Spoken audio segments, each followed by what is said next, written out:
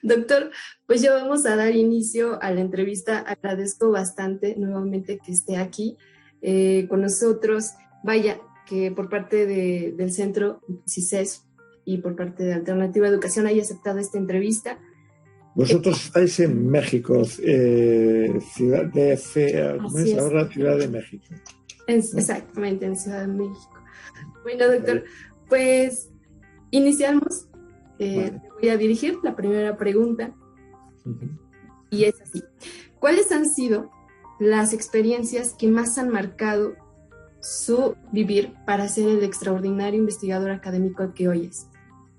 Todo lo extraordinario investigador, eso bórralo, que no es así. Es una persona que sabe de algunas cosas y otras ignora muchas otras, y que lo que sabe pues trata de compartirlo, ¿no? Entonces, yo creo que eso tiene que ver con las trayectorias vitales en las que uno nos movemos, ¿no? Entonces, yo sobre todo cuando estoy finalizando el bachillerato, pero sobre todo cuando llego a la universidad, claro, yo vivo en una dictadura. Yo estoy estudiando en los últimos años de la dictadura. Cuando yo entro en la universidad es 1970, Franco muere en 1975, y con lo cual quiere decir que cogí 5 años de una dictadura férrea y que luego duró unos cuantos más, ¿no? Pero eso fue... Entonces, ¿eso qué hacía? Que había unas luchas políticas muy grandes en las que yo militaba.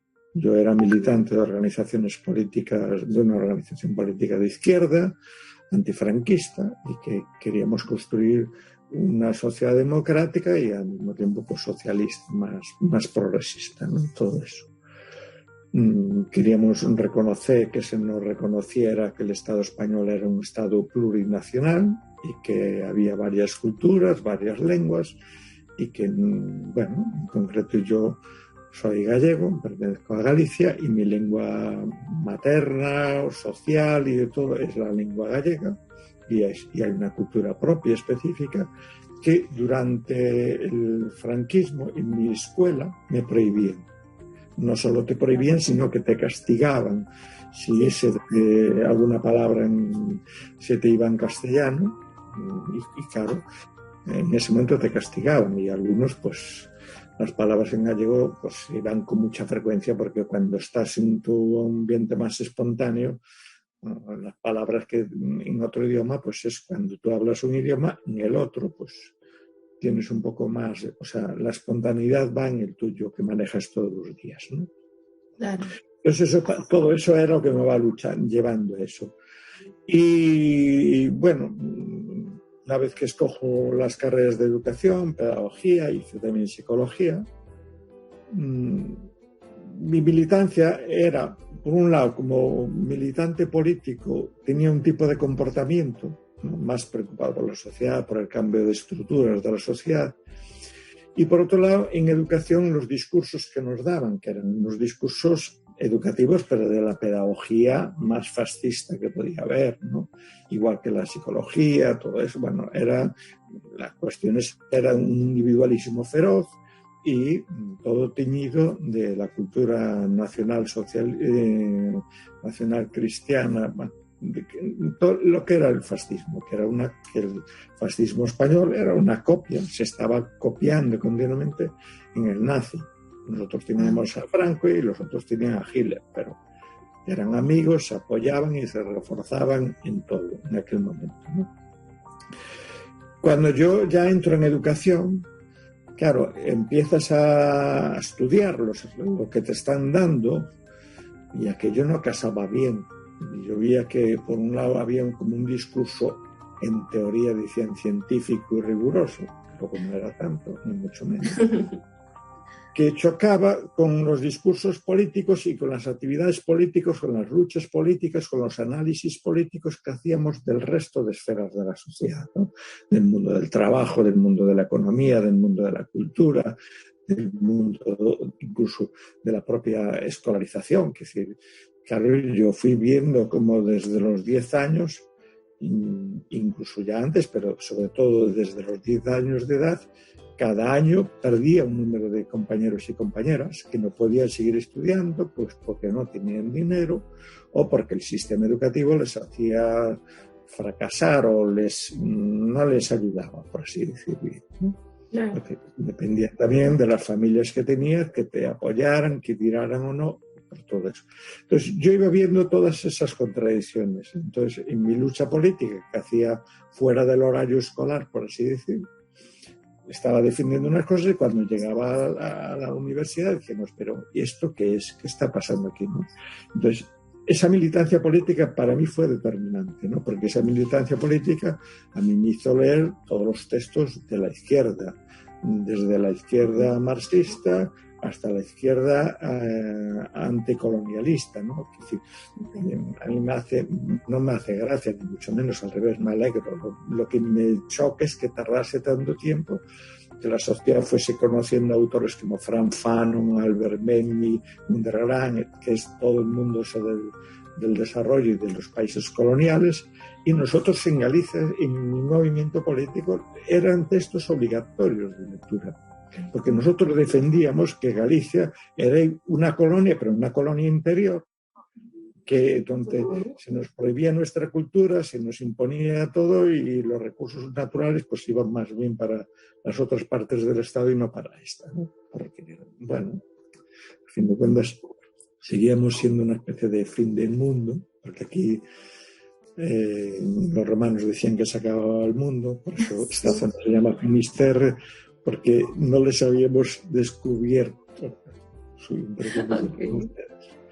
Bueno, esa es verdad. Entonces, todo eso está influyendo y claro, yo pues en ese momento siempre fui una persona que me gustó mucho leer y reflexionar, bueno, todo ese tipo de cuestiones.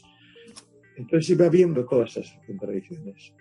Y claro, eso ya se acentúa cuando clandestinamente, porque estaba prohibido, accedo a las primeras obras de Freire, que además como estaban en portugués, y el portugués es una variante del idioma gallego, ¿no?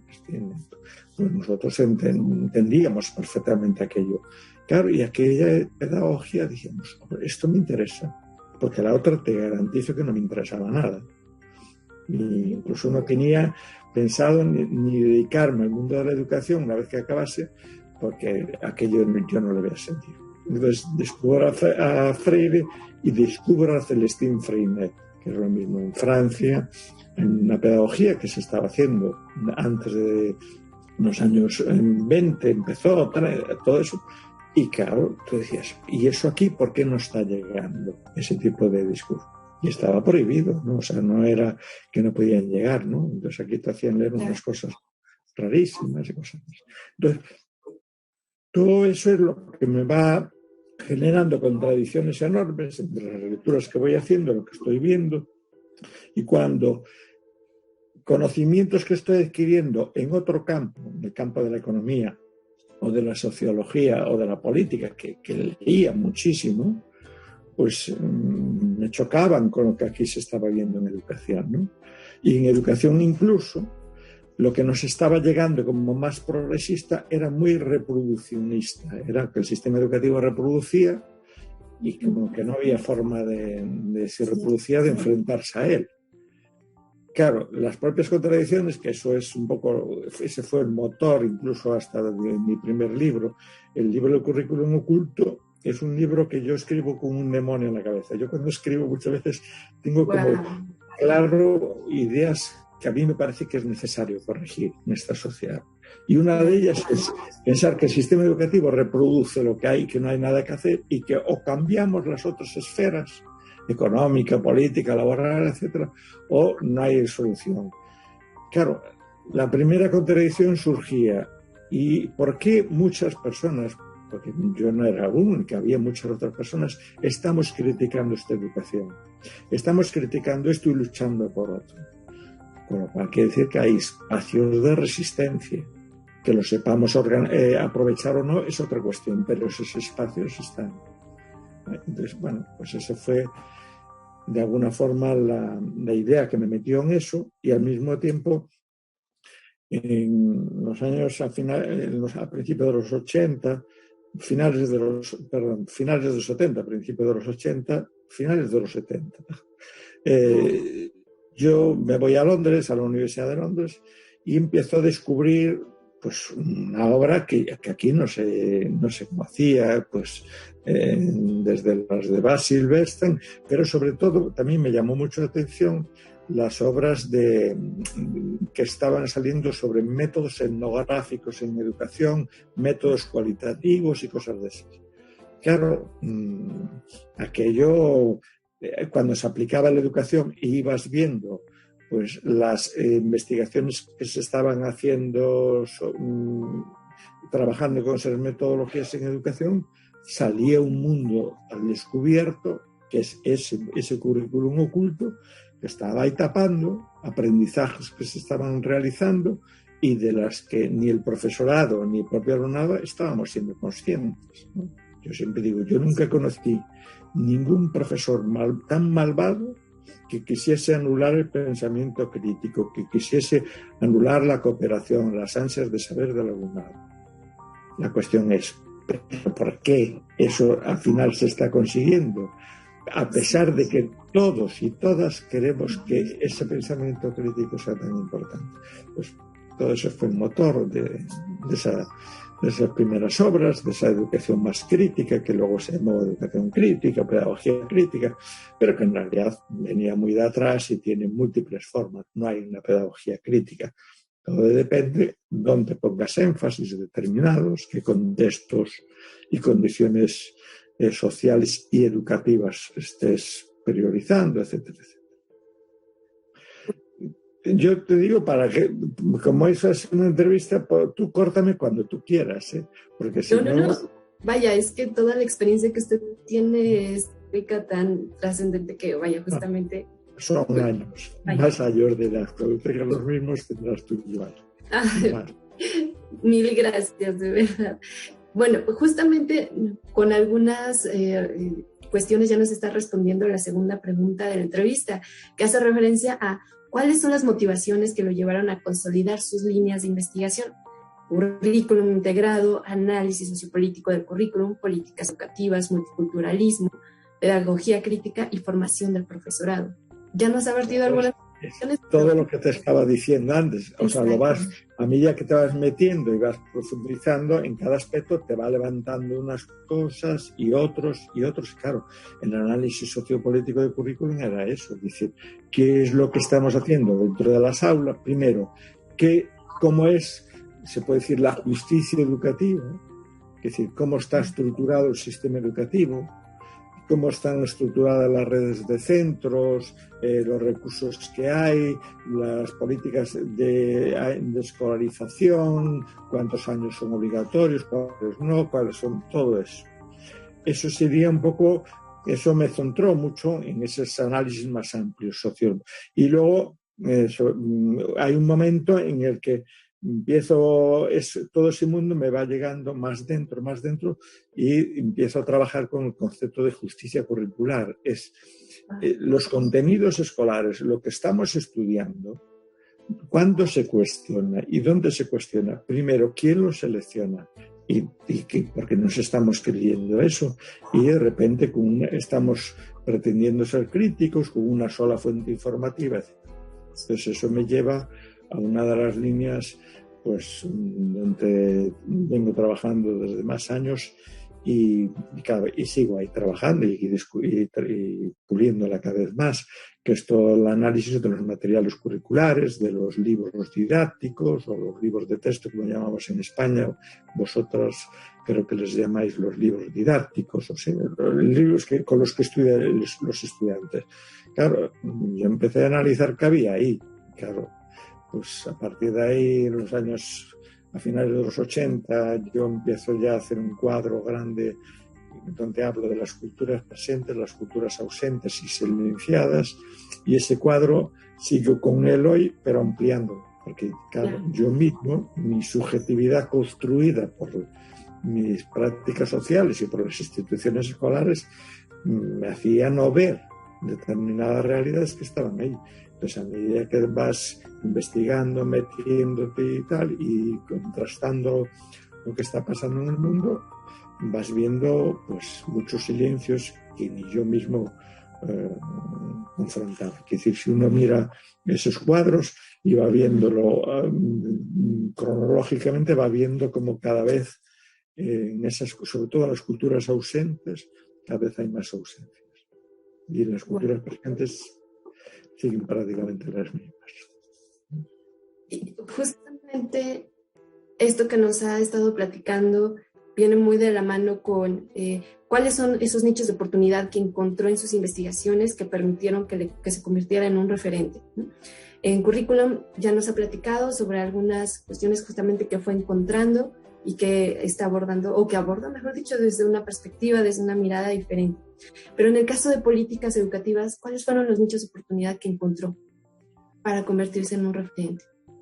No eran las investigaciones, esos me iban, la referencia era pues los descubrimientos que íbamos haciendo muchas personas, porque claro, yo puedo escribir un texto, pero en ese mismo texto, si tú miras la bibliografía, hay muchas obras referenciadas, muchas obras, entonces todo eso va construyendo mi pensamiento también, o sea, mi pensamiento tiene una parte que vas organizando tú de una forma que sale de algunos datos concretos, de investigaciones concretas, pero tiene otros que te vas aprovechando de las otras investigaciones, las vas cruzando con tus datos y vamos todos ampliando. Eso quiere decir que el trabajo siempre es mucho más colectivo de lo que es, aunque luego al final aparezca un libro firmado por uno, pero bueno, normalmente si uno trata de ser sincero y honesto, pues las fuentes bibliográficas que ahí aparecen pues son importantes y siempre queda alguna que no aparece, pero pues que se te olvidó, porque tal, porque si no sería inmenso, ¿no? Pero prácticamente todas están ahí, ¿no?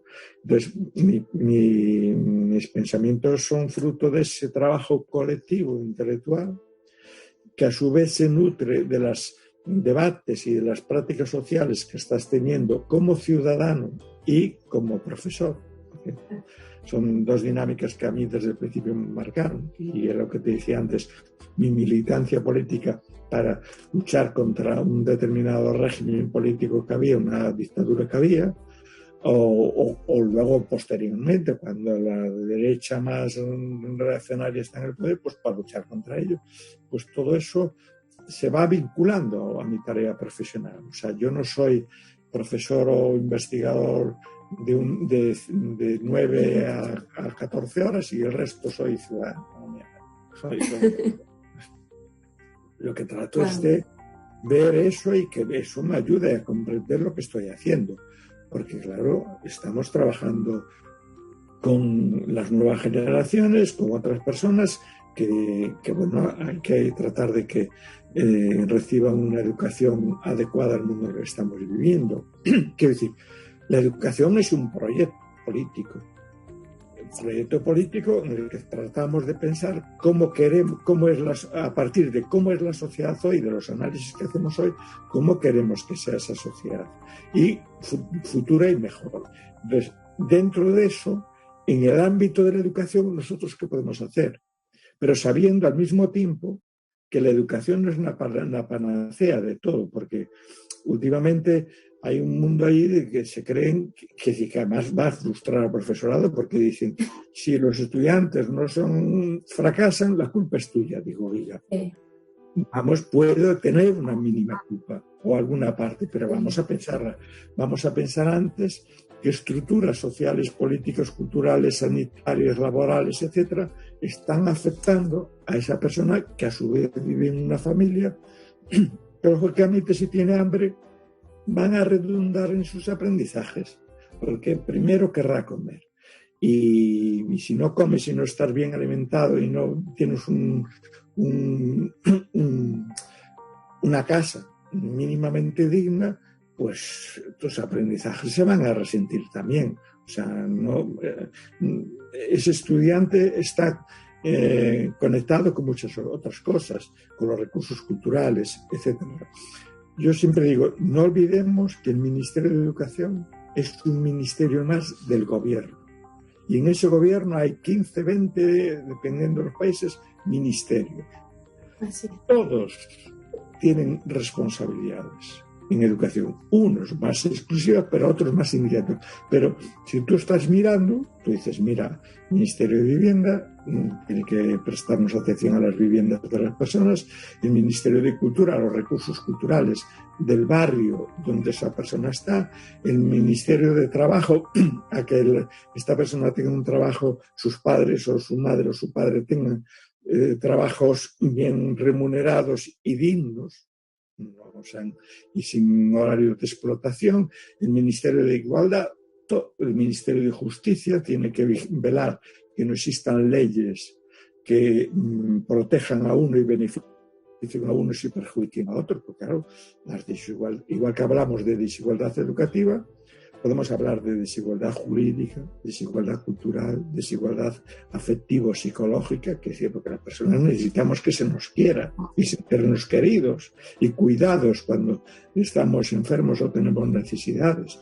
De justicia sanitaria, justicia de todo tipo, y justicia educativa y luego justicia curricular. Es decir, no es solo que tú vayas a una escuela, sino que el currículum con el que vas a trabajar te ayude a comprender la sociedad en la que estás viviendo. Por supuesto. Y eso es clave, ¿no? Porque últimamente, si te das cuenta, cada vez se habla menos de los contenidos y el neoliberalismo en el que estamos viviendo, para instrumentalizarnos todavía más, solo habla de competencias. Así es. Y la competencia es subrayar el utilitarismo de cierto conocimiento, pero de otro conocimiento, como no es transportable inmediatamente a esas dimensiones más utilitaristas, pues pasa a parecer que es menos secundario. O sea, por así decir, una cosa es la investigación aplicada y otra es la básica. Y la básica, pues tardamos tiempo en saber para qué puede servirnos, etcétera, en todos los campos científicos, tecnológicos, humanísticos, sociales, artísticos, etcétera, ¿no? Entonces, bueno, todas esas cuestiones están hablando de cómo, como profesores y profesoras, también necesitamos muchas veces ampliar nuestra mirada y nuestro marco formativo y de intereses, porque la educación está interconectada con otros campos. Sí. Yo siempre critico mucho y criticaba mucho, sobre todo cuando hacía psicología, y dentro de la psicología, esas obras de psicología donde tú miras la bibliografía y todo empieza por sí, no sé, digo, pero para, que hay otras cuestiones. ¿Dónde están las obras de otros ámbitos científicos y que explican a lo mejor pues ese comportamiento individual que estás utilizando? Es decir, si tú no modificas eso, por mucha droga que le des, por mucha meditación que haga, por mucho lo que sea, pues no lo vas a resolver. ¿No? Porque el estrés no se resuelve meditando y tomando de esos medicamentos, de esa enfermedad que se descubrió últimamente, claro, que es la hiperactividad, ¿no? Sí. Puede haber alguna persona hiperactiva, pero el 98% no lo son. Okay. Pero, bueno, son personas que o se rebelan contra esa aula que estás haciendo, porque, como me decía una vez a mí una madre, me dice, es que mi hijo me dicen que es muy revoltoso, que no para quieto. Digo, ponga usted un partido de fútbol que dura 90 minutos y verá que no se para de la pantalla y está todo el tiempo así. Digo, claro, o una película de dibujos animados o lo que sea. ¿Por qué ahí no es hiperactivo? Bueno, porque el otro pues, se aburre, y si te aburres, molestas. Lo hicimos todos. Yo siempre digo, yo tuve la suerte de que en mi infancia y adolescencia no habían inventado todavía ese concepto de hiperactivo, porque yo era hiperactivo. Pero el hiperactivo me decían que era muy revoltoso, pero es que me aburría lo que estábamos viviendo, que yo no le había sentido, y entonces, bueno, pues tratas de eso. Pero cuando hay algo que decir, yo era hiperactivo y revoltoso en determinadas clases, pero cuando venía determinada profesora o profesor con materias que me interesaban, vamos, pues como todo el mundo, con los ojos abiertos y que no se me escape nada de lo que está diciendo. Oye. Así es. Wow. Interesante. Doctor, Bueno, ¿existe alguna característica particular que identifique sus investigaciones? Pues van depende en qué época, ¿no? O sea, que los títulos de las obras, yo empecé con una obra que se llamaba así Más Pública, luego tenía otras más, sobre otras temáticas, pero era el currículum oculto y a partir de ahí, yo como digo, siempre escribí la misma obra, porque lo único que fue desarrollando este aspecto de esto, este aspecto de esto, este aspecto de esto, y la última obra y la próxima que saldrá, sí, espero que sí, porque Claro que sí. ya bastante concluida, pues va sobre lo mismo, pero aspectos diferentes, más desarrolladas que hay eso. Es decir, a mí lo que me preocupa es cómo la educación puede contribuir a formar ciudadanía democrática, pero democrática en el verdadero sentido de la palabra. No la palabra está vacía, porque ahora todo es democracia, y nunca tanto autoritarismo y falta de democracia y menos participación tiene la ciudadanía que tiene en este momento, que todo es democracia. Entonces se falsifica eso. Entonces yo últimamente insisto mucho en que es necesario repolitizar la educación frente al individualismo tan feroz que nos metió el neoliberalismo. Repolitizar en el sentido que habla Hannah Arendt, ¿no? Y que habló incluso Aristóteles, que es decir, es las personas, la ciudadanía que vive junta y que necesita pensar en el espacio ese que está entre el entre. ¿Cómo podemos vivir juntos, tratándonos y considerándonos como iguales, pero al mismo tiempo diferentes? Tú a mí no me molestas en esto y me permites desarrollar esto y yo a ti te permito esto. Y colaboramos juntos para los bienes comunes. Que es una palabra y un concepto que está desapareciendo. Porque claro, el neoliberalismo anula lo que es lo común, anula el concepto de ciudadanía.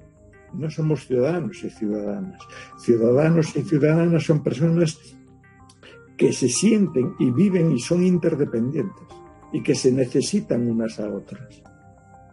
El consumidor es una persona que se cree más el concepto ese de capital cultural, que si yo me esforcé mucho, por lo tanto tengo este capital cultural y ahora quiero este rendimiento económico, social y político, ¿no? Es la política de la desocialización o de la repolitización conservadora, que ahora se está haciendo hasta la repolitización ultraconservadora o casi neofascista, ¿no? Por lo menos, ¿no?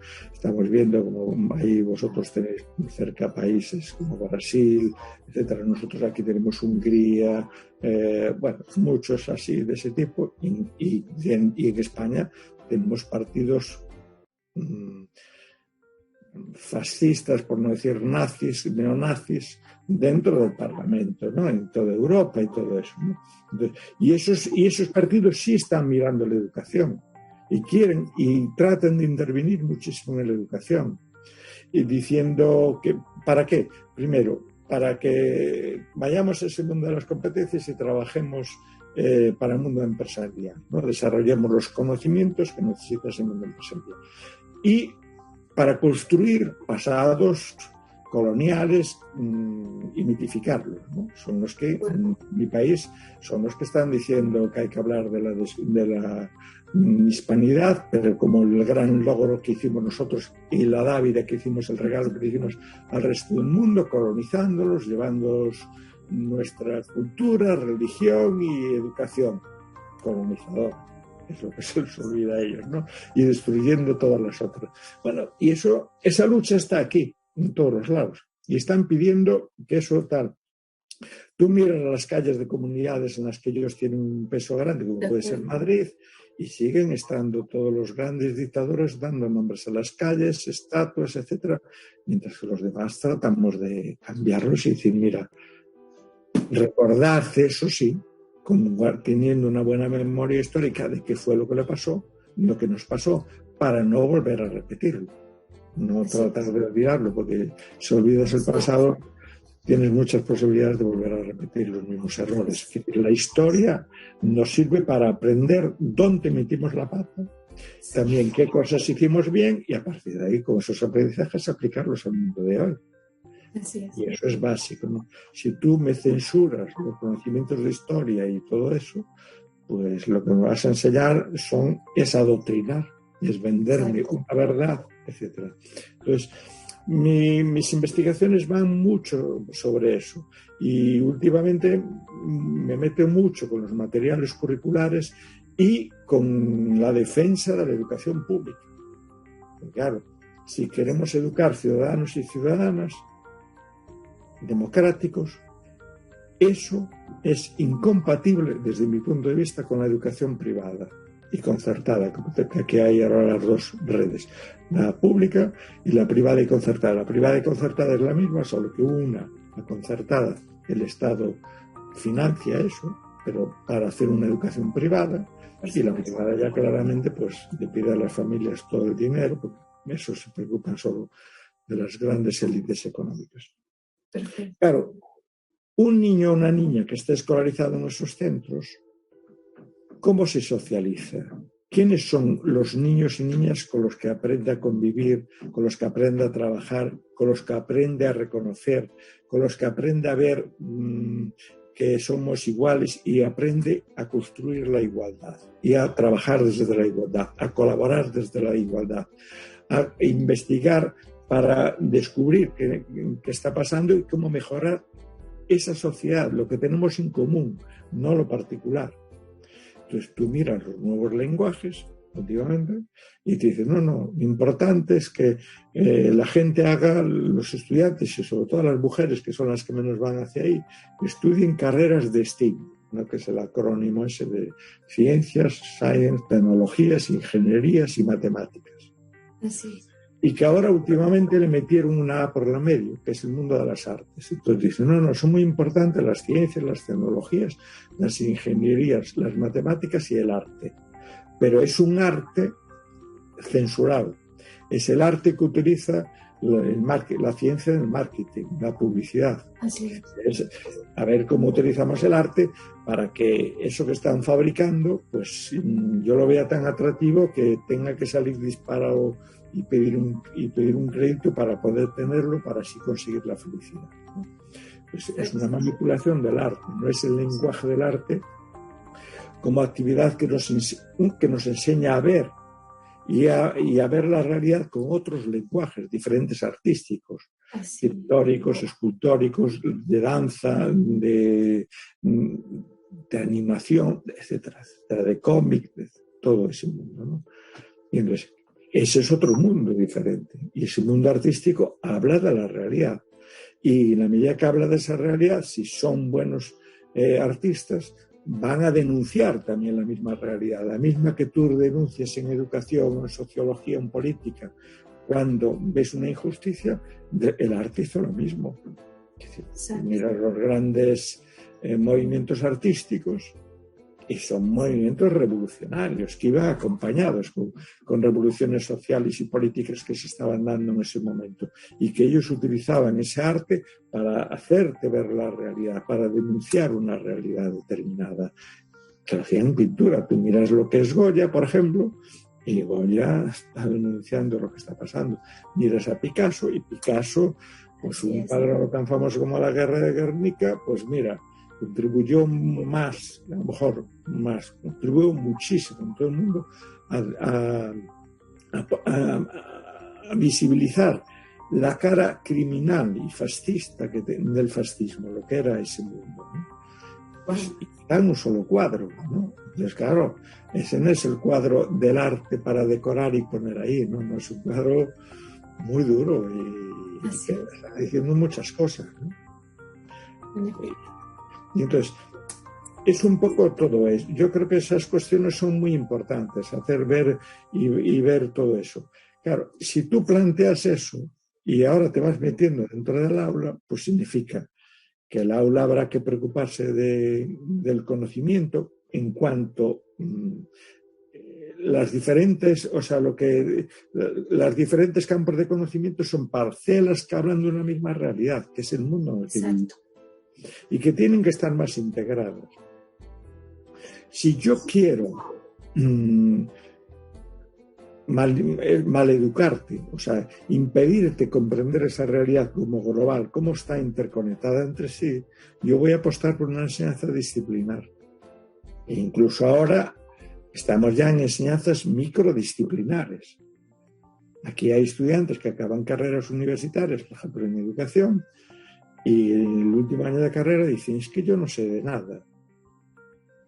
Y digo, pero si estudiaste 30 asignaturas, que es una barbaridad de barbaridades. Y dice, sí, pero yo no sé todo eso cómo se une. Porque claro, yo no puedo estudiar una asignatura, otra, y ahora ¿qué hago? Lo agito en mi mente y ya se me organiza. Eso no. Entonces necesitamos otras formas de eso. Y eso está siendo atacado, si te ves. El único en lo que están insistiendo en la interdisciplinaridad es solamente para las ciencias, tecnologías, ingenierías y matemáticas. Porque claro, si hay un medicamento, yo necesito saber los efectos secundarios. Y eso me lleva a muchas otras cosas. Ver qué alimentación tiene esta persona, etc. Entonces, en ese mundo. Pero el otro mundo, para nada. Son unas asignaturas que nadie evalúa. Tú mira, en tu país, las evaluaciones que hay. O sea, si yo voy desde aquí de España o desde España, quiero saber cuál es el sistema, qué calidad tiene el sistema educativo, yo creo que los únicos datos que me vais a dar son los de la OCDE o de los que hace para ahí abajo, que son lo mismo, ¿no? Las mismas materias. Y digo, ¿y el resto de las materias? Digo, yo quiero saber cuál es la formación en ciencias sociales, la formación en humanidades, la formación en artes del alumnado que está en este momento en el sistema educativo. Para nada. Yo sé algo de matemáticas, de lo que los aprendizajes que podéis tener en matemáticas, pero lo que mide PISA, todo eso. Exacto. El resto no. Entonces, en la medida que eso no se evalúa, claro, a mí me llevó a pensar, incluso en una de las obras, creo que es Injusticia Curricular, creo que es en esa, hago un cuadro que es ¿qué evalúa PISA y qué no evalúa PISA? Claro, PISA me salía en 4 líneas y el otro era un folio, más de un folio entero, de cosas que no se evaluaban.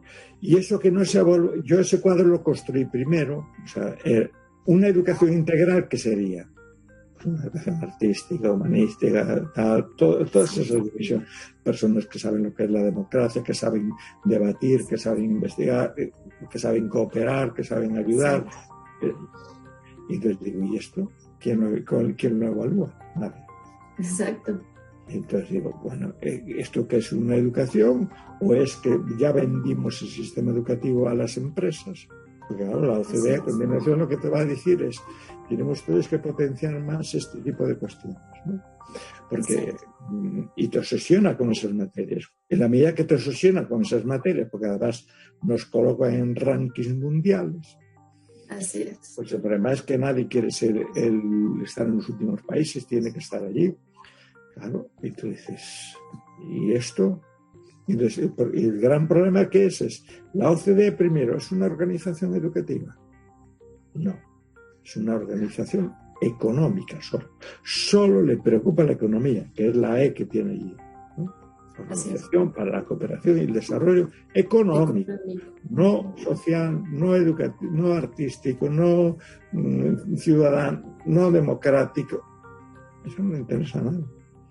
Entonces, claro, tú estás viendo como diagnosticas eso y lo pones tan mal y lo venden muy bien porque controlan los grandes medios de comunicación, pues todos los países, más horas de matemáticas, más horas de ciencias y más horas de tal. Y esto. Entonces, claro, es eso. Pero al mismo tiempo hay un aspecto que nadie está cuidando, o que nadie, vamos a ver, que los principales gobiernos están desatendiendo, que es la educación pública. Cada día crece más la educación privada y la educación concertada, que es donde están escolarizados los grupos sociales más poderosos económicamente, políticamente y de todo tipo, y por otro lado la educación pública, que es donde están las clases más populares y los colectivos que tienen más problemas, ¿no? Entonces, claro, eso choca, ¿no? Porque decimos, la educación no es para construir y educar ciudadanos y ciudadanas. Digo, ya sé que viene desde el momento del nacimiento, somos todos ciudadanos y ciudadanas, pero no estamos capacitados para ejercer esa ciudadanía. Por eso las sociedades lucharon, pero muchísimo, y siguen luchando por tener un sistema educativo que sea justo educativamente y curricularmente. Sí. Entonces, claro, ahí estás viendo lo que eso significa. Y a mí me parece que es un gran error eso, porque significa ya que hay las clases sociales más acomodadas, los hijos e hijas de esas clases sociales, desconocen cómo es el resto del mundo. Y ojalá desconocieran, porque por otros lados les van a decir, estos son vagos, estos son criminales, estos son delincuentes, estos son no sé qué, peligrosos, etc. Y entonces, claro, van a salir con la imagen de que esas otras personas que son pobres son delincuentes. Y dicen, mira, no confundir la pobreza con la delincuencia. Y ahí está la delincuencia que en un momento determinado todos lo haríamos. Si yo paso hambre, robo. ¿Qué voy a hacer? Si no tengo todo, me voy a morir de hambre éticamente. Pues no, no estaría. Y yo me imagino que eso lo hizo la humanidad siempre y lo seguiremos haciendo siempre. Entonces, claro, ahí estás viendo cómo ese sistema educativo es maravilloso y debe ser maravilloso siempre y cuando tomemos en consideración y no perdamos de vista lo que te decía al principio, la ciudadanía, que somos ciudadanos y ciudadanas. Y si somos estudiantes, ciudadanos y ciudadanas. Y para eso el sistema educativo nos tiene que dar y nos tiene que ayudar a construir unos conocimientos adecuados que construimos y debatimos entre todos, no están ahí inventados.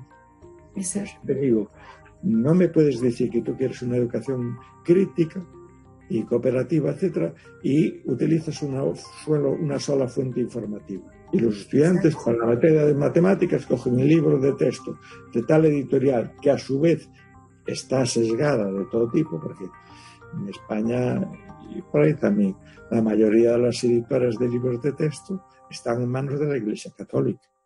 Entonces, la Iglesia Católica que haga texto para la religión católica, pero no me haga el texto de matemáticas, ni de ciencias sociales, ni de historia, porque, claro, si me meto a analizarlo, encontraré que me está sesgando la historia, etcétera, y la realidad para hacerme todo eso, ¿no? El adoctrinamiento, ¿no? Entonces, una cosa es la politización, que es convertir a las personas en el centro de la toma de decisiones de todo, y otra cosa es el adoctrinamiento, que alguien me imponga una verdad sobre ese mundo, sobre cualquier parcela de ese mundo, económica, social, etc.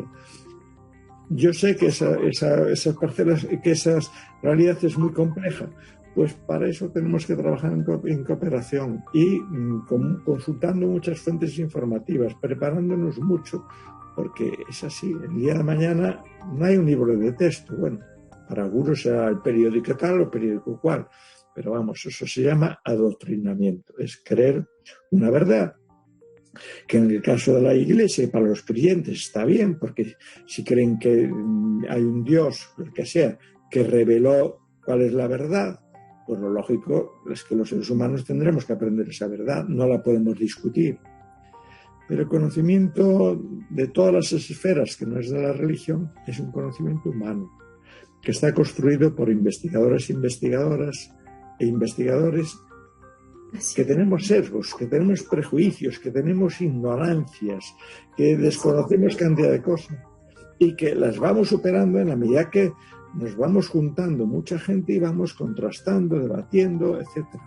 Y eso es fundamental en el sistema educativo. Y eso, al menos en España, es lo que menos se trabaja. Se trabaja con el implícito de que ya hay una verdad, pero sabemos cuál es la verdad. Y a partir de ahí, a ver si la comprendes y la reproduces. Mira, no fue así. Ese no es un mundo, ¿no? Entonces, claro, es un trabajo que es apasionante, pero que obliga a eso. Y obliga, pues eso te va a obligar hasta revisar el currículum que se legisla para el alumnado y revisar la formación del profesorado y la actualización, porque para mí es muy importante la actualización del profesorado, porque tú acabas la carrera pues con 21, 22 años sí. y te dicen que ahora tienes que trabajar hasta los 70 años. El conocimiento se está actualizando mucho. O yo genero una dinámica y una política fuerte de actualización permanente, de que ese profesorado esté acostumbrado a trabajar con otros colegas, etcétera, o de lo contrario, pues mira, por favor, qué barbaridades puede estar haciendo una persona con la mejor intención, porque claro, desconoce eso. Ok. Hace, al inicio, cuando estábamos iniciando la transmisión, usted me comentaba que usted no se fue por las corrientes positivistas, sino decidió otros caminos para hacer ciencia, ¿no? Por ejemplo, la hermenéutica y demás. En razón de eso, ¿usted considera que ha construido a lo largo del tiempo alguna identidad epistemológica para hacer investigación o no? Bueno, no la construí, yo fui asumiendo, es decir, yo me enfrenté un poco a ese positivismo, pero es que veía que no me resolvía las cuestiones. Y al revés, que los datos que ahí salían, por ejemplo, tú eres muy joven, pero en mis tiempos, por ejemplo, para analizar las interacciones y lo que sucedía en una clase, había una escala que se llamaba la escala de Ned Flanders, que se aplicaba y que cuantificaba cuántas preguntas hacían los estudiantes, cuántas respondían, todo ese tipo de cuestiones. Entonces, y una clase era muy buena, por ejemplo, según esa escala, si los estudiantes hacían muchas preguntas al profesor. Claro, yo ahí digo, para. ¿Cómo va a ser eso así si en mi época de estudiante nosotros, para boicotear al profesorado que te estaba dictando apuntes, para que no dictara tantos apuntes y explicara menos y por lo tanto nos entraran menos cosas en el examen final, lo que le hacíamos era cantidad de preguntas? Y que ese profesor que se estaba creyendo, que aquello era que nos interesaba mucho lo que estaba diciendo. No, porque así volvía a repetir lo mismo y salías de clase y decías, oye, el profesor, ¿cuándo explicó? Dice, este folio. Ya está. Si lo eso era que lo habíamos hecho, le habíamos boicoteado la clase. Pero si con esas caras se entendía que si yo le pregunto algo a un profesor es porque me interesa. Y bueno, yo le puedo preguntar a un profesor primero para boicotear su clase y hacerle perder el tiempo. Puedo preguntarle porque creo que no sabe esto, a ver si detecto que no sabe eso. Puedo hacer eso, pues como decimos en España también, para chulearse, para demostrar a mis compañeros y compañeros lo mucho que sé, lo sabio que soy. Wow. Pues, o yo me meto en el cerebro de esa persona de alguna forma, o de lo contrario yo no puedo juzgar ese dato empírico de que hizo 20 preguntas y el profesor respondió 10 y hice fórmulas cuantificadoras de eso. Pues claro, a partir de ahí, que tú que vas viendo, que cuando leías un manual de antropología, por ejemplo de Margaret Smith, etc., pues tú veías que te estaba describiendo comunidades y no había cuantificaciones, pero tú sabías por qué hacían las personas. ¿Qué hacían los antropólogos y antropólogas?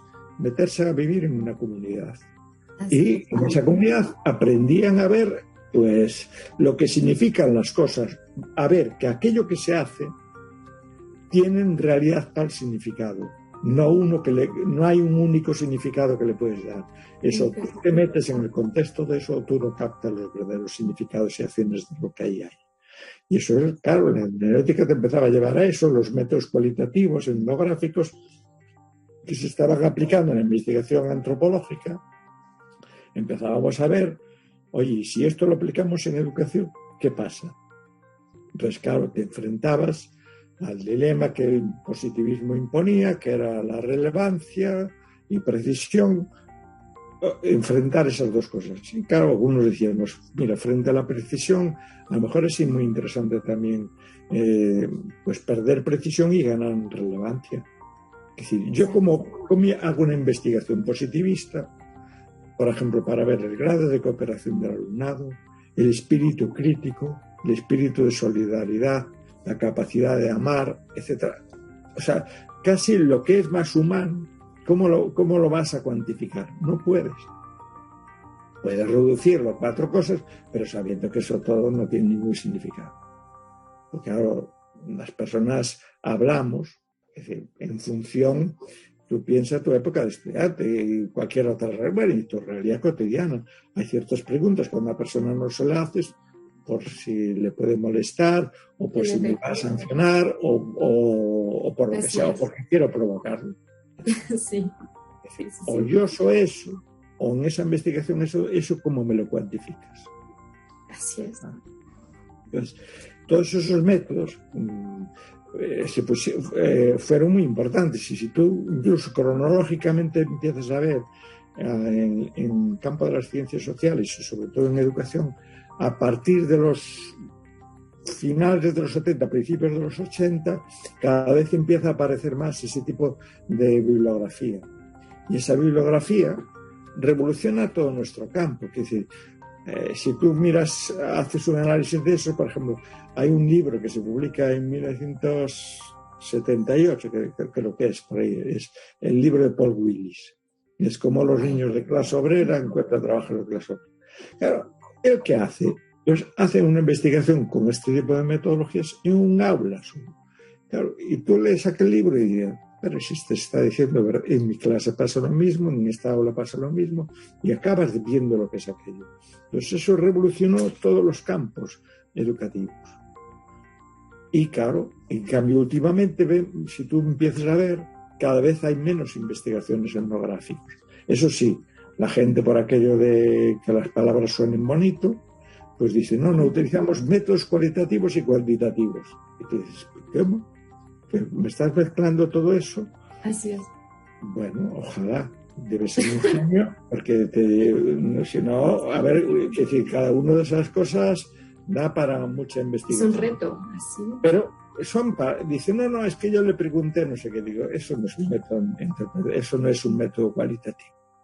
Es decir, las metodologías etnográficas son mucho más rigurosas y exigen muchas más dimensiones precisamente para tratar de sobreponerse y de detectar pues falsedades o rapideces o la falsedad en determinadas interpretaciones. Pues, para comprender una cosa, lo que hago es cruzo múltiples datos muy diferentes para ver en qué medida pues todos van coincidiendo, van llevando, o hay una interpretación que sirve para todos esos datos, que no, este no lo tomo en consideración, este no, y este no, todos, ¿no? Y hablamos de triangulaciones, que son ya 3 puntos de vista diferentes, uno que es un profesor, otro que es alumnado y otro que es un observador que está ahí neutral, etc. Y eso es porque vemos la complejidad de lo que eso significa.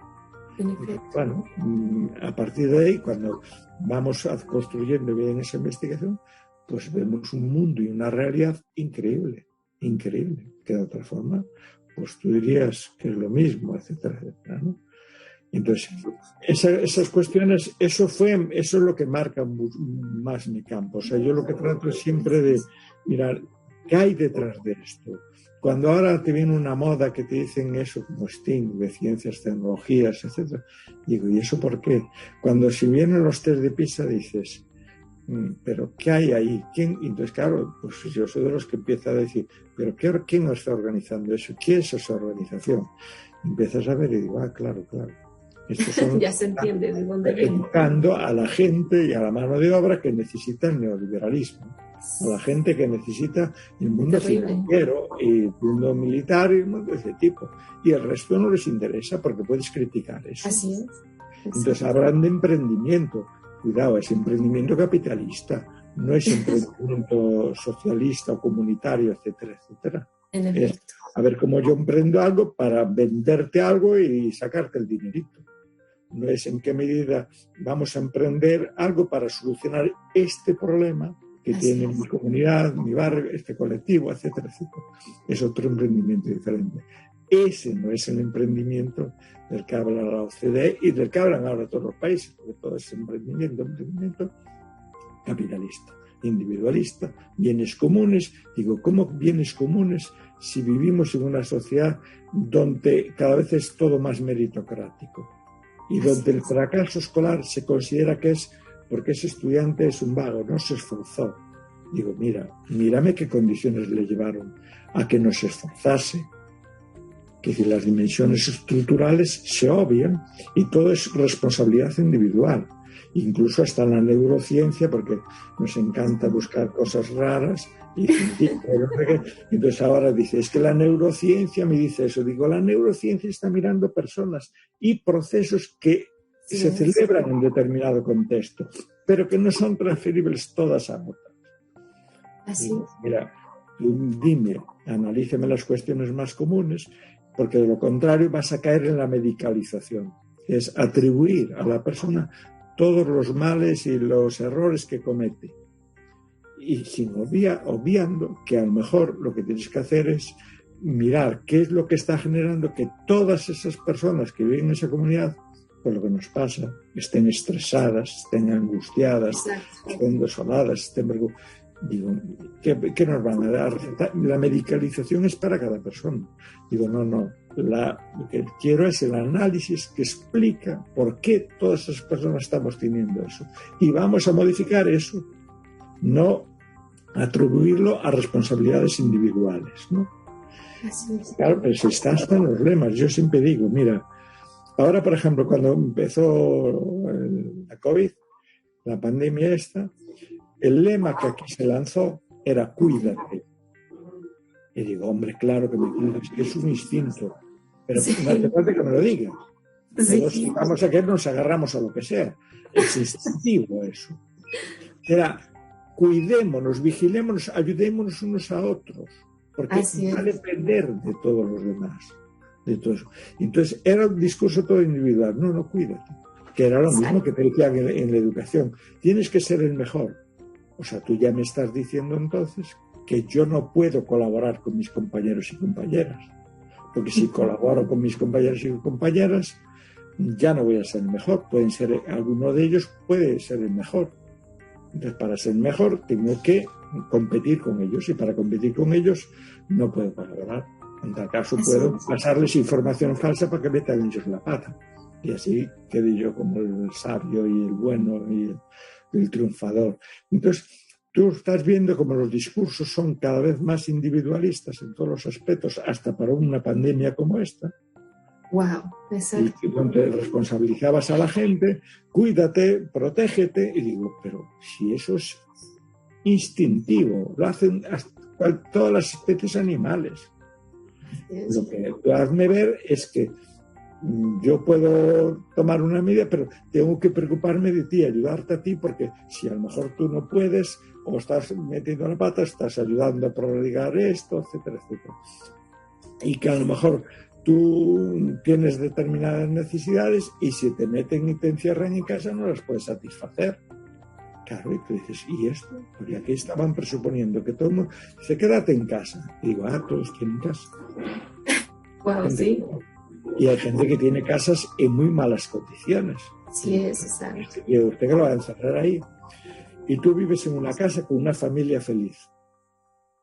Y los acosos sexuales, la violencia familiar, si está ahí, tú el que está diciendo a esa mujer, quédate en casa para que te siga maltratando ahí durante más tiempo. Sí. Y más dificultad salir a defenderte, todo eso.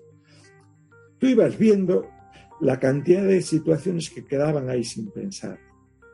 Y que ese discurso, lo malévolo que era para todo ese tipo de cuestiones, así interpretado, ¿no? Porque estaba presuponiendo eso, porque aquí en España digo, y salir a los balcones a aplaudir, digo, pero ¿en qué casa vives tú?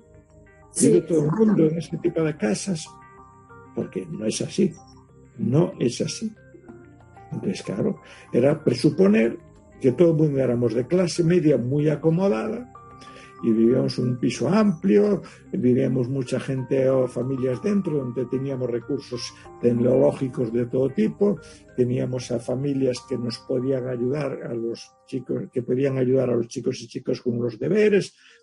Claro, tú decías, ¿pero cómo? Pero si había niños y niños que gracias a que iban a la escuela podían comer. Exacto. Que les daban una comida gratis y que su familia no tiene. Digo, pero así ¿qué es, no? Entonces, claro, ibas así viendo. Doctor. Y luego que había personas que no podían estar encerradas porque era una enfermedad ya propia la que tenía.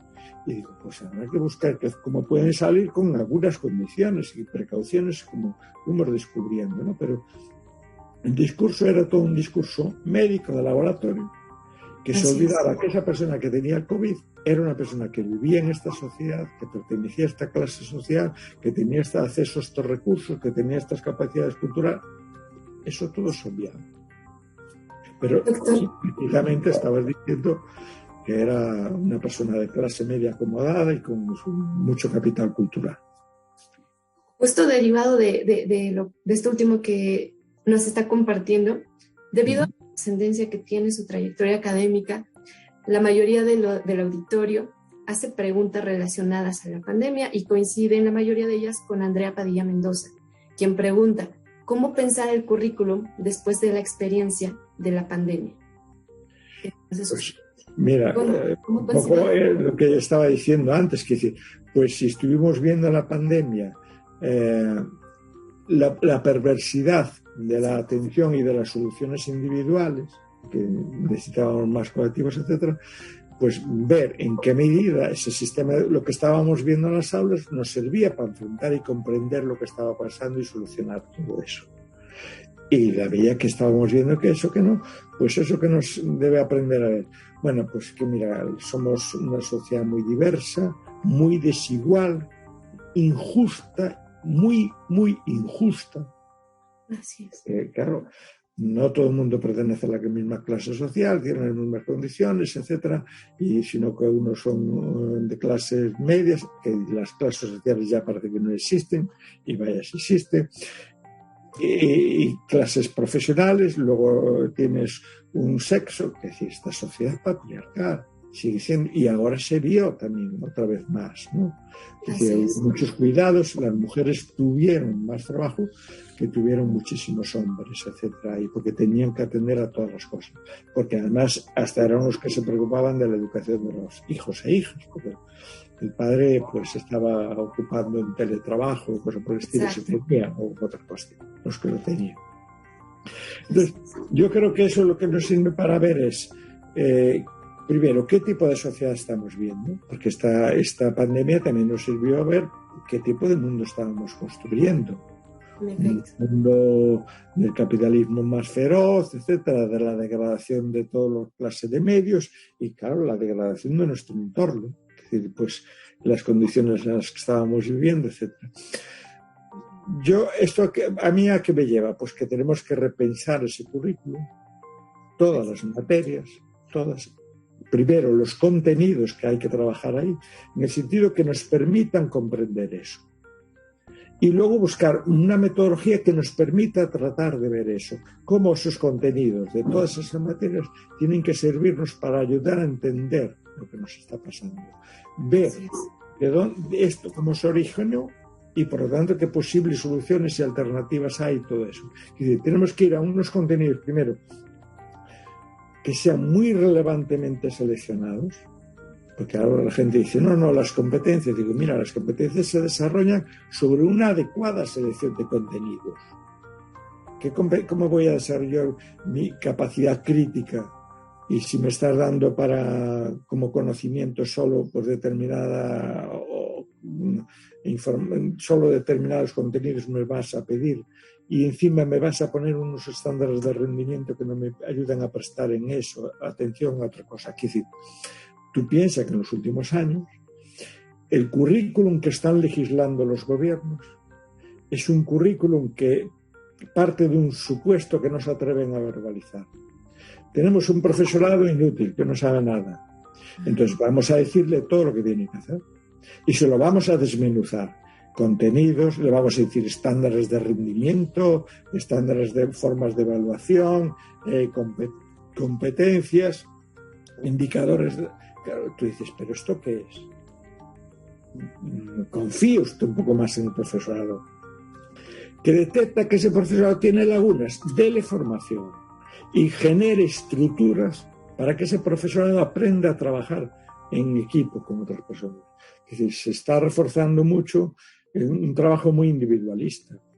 Entonces, claro, el que está en una escuela que es el solo en algún pueblo, pues lógicamente que va a hacer ese trabajo más individualista. Pero esa persona, sabiendo que existe, tienes que crear estructuras más colectivas que obliguen, por así decir, a que ese profesor o esa profesora entre en contacto con otros profesores y profesoras para planificar, compartir las dudas que tienen, resolver los problemas que tienen profesionales, etc. Yo creo que esas estructuras son muy, muy importantes, pero estructuras horizontales, no que el Estado me diga, ¿necesitas un curso de tecnología educativa? Pues a lo mejor no. Así es. Prefiero esto otro. Déjeme a mí que yo detecte mis necesidades. A mí, junto con otros colegas. Y digamos, mira, los que estamos en este colegio, en este barrio, en esta ciudad, etcétera, ¿qué problemas tenemos? Pues vamos a compartirlos, a buscar, a compartir recursos, etcétera, etcétera. Que se dote bien a los centros, etcétera, y que se dé una buena formación, que ese profesorado sepa que tiene que convertir a su alumnado en una persona autónoma. Y esa persona autónoma lo va consiguiendo en la medida que le vaya enseñando a trabajar en colaboración con otras personas y cooperando con otras personas. No que memorice tal cosa que lo suelte para un examen. Eso no te hace ni autónomo ni nada. El conocimiento necesita cooperación, reflexión, contraste, fuentes alternativas diferentes para ejercitar el pensamiento crítico. De lo contrario, tenemos el adoctrinamiento. Es decir, si solo hay una fuente informativa, ¿cómo pones en cuestión aquello? ¿Cómo puedes criticar que ahí hay sesgos, que hay no sé qué? Pues comparándolo con otros, y entonces vas viendo eso. Es decir, si tú quieres enterarte de lo que está pasando en tu ciudad en México, no dices, yo tengo un periódico que leo solo ese. Bueno, pues reproducirás lo que te dice ese periódico. Pero si es más conveniente que empieces a utilizar varias fuentes diferentes, y así también aprendes que los periódicos están financiados por empresas y que esas empresas en condiciones sesgan la información, generan preconceptos, prejuicios, etcétera, etcétera. Y entonces la única forma de echar abajo todo eso es fuentes informativas muy diferentes e informantes muy diferentes con los que debatir. En efecto. Porque si todos pensamos lo mismo, pues seguiríamos todavía en el mundo de la rueda, no saldríamos de ahí, ¿no? Porque vamos viendo que a medida que hacemos otro tipo de experiencias, contrastamos esto, hacemos esto, pues como la otra investigación. Es decir, hay una cosa que a mí me choca muchas veces, pero vamos, que también me sirvió para ver en educación, y era ver cómo en educación un estudiante que da la respuesta equivocada es una sanción. Así es. En la investigación, un investigador que hace, después de un proceso de investigación donde incluso investigó mucho dinero, tiempo y recursos, llega a un resultado fallido, nadie le dice que es un suspenso y que tenemos que castigarle y que nos tiene que devolver ese dinero. Aprendimos una cosa que por ahí no se va, que la solución sigue por otro lado. Pues en educación lo mismo, los errores son la forma de volver a reflexionar sobre lo que hicimos y por qué caímos en ese error, y aprender de ese error. Jean Piaget, allá hace muchas décadas, no sé en qué década en concreto dijo eso, pero decía, el aprendizaje, el error tiene que ser un motor de aprendizaje, en la medida en que le ayudemos a revisar a los estudiantes dónde estuvo el error, no en la medida que le digas, no, la solución es esa, es esta otra. Exacto. Es aprender a pasar un examen, trucos para pasar un examen, pero no aprender. Eso, así es. Yo siempre digo, todos los profesores y profesoras, pensemos siempre en nuestra propia experiencia, como estudiantes. Yo a mis alumnos siempre digo, nunca olvidéis vuestra época de estudiante, porque solo con que vosotros tratéis de que vuestros estudiantes no sufran las injusticias que vosotros sufristeis, ya tenéis un largo trecho mejorado. Hay veces que uno dice, pero ¿el acceso al profesorado consiste en una lobotomía o qué? Se nos olvidó todo aquello que nos molestaba como estudiantes y volvemos a repetirlo. Así es. Cuando estás de alumno dices, no, yo no voy a hacer eso.